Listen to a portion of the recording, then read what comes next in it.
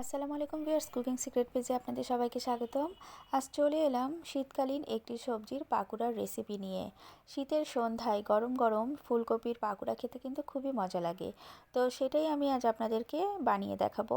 অত্যন্ত সহজ রেসিপিটা। তো চলুন আর দেরি না করে পাকুড়া বানানো স্টার্ট করে দিই।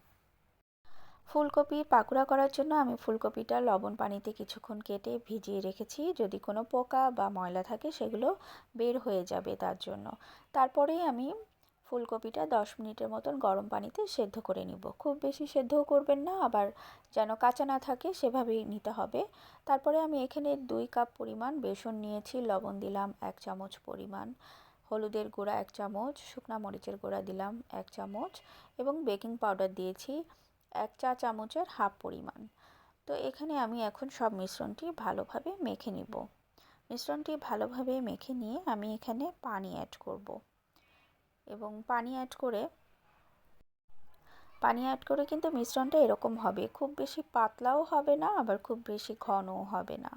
এরকম পরিমাণ মাখো মাখো হবে। এভাবে আপনারা ভালো করে মেখে 10 মিনিট রেখে দিবেন। তারপরে ফুলকপিতে আমি এটা ভালোভাবে মেখে নিচ্ছি।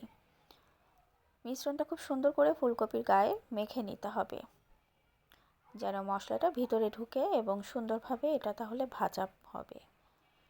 এবং এখন এগুলো সব ফুলকপিগুলো যখন আমার মাখানো হয়ে যাবে, এভাবে দেখতে পাচ্ছেন, এভাবে সুন্দর করে মেখে নিয়ে আমি এখন এগুলো ডুবো তেলে দিয়ে দিব।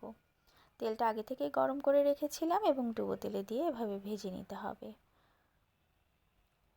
ফুলকপির পাকুড়া কিন্তু খেতে খুব মজা লাগে। তো সবগুলো ফুলকপি দিয়ে আমি এভাবে হাই হিটে রেখে ভেজে নিচ্ছি। পাকুড়াগুলো ভেজে একটি প্লেটে টিস্যুর উপরে রেখে তেল ঝরিয়ে আমি এভাবে পরিবেশন করে আপনাদের দেখিয়ে দিচ্ছি। সাথে টমেটো সস রেখেছি, খেতে খুবই মজা লাগে। তো ভিউয়ার্স, এই ছিল আজকের রেসিপি আমার। তো আপনাদের যদি রেসিপিগুলো ভালো লেগে থাকে কুকিং সিক্রেট পেজে অবশ্যই ফলো, লাইক, কমেন্ট, শেয়ার দিয়ে রাখবেন। সবাই ভালো থাকবেন, সুস্থ থাকবেন। আল্লাহ হাফেজ।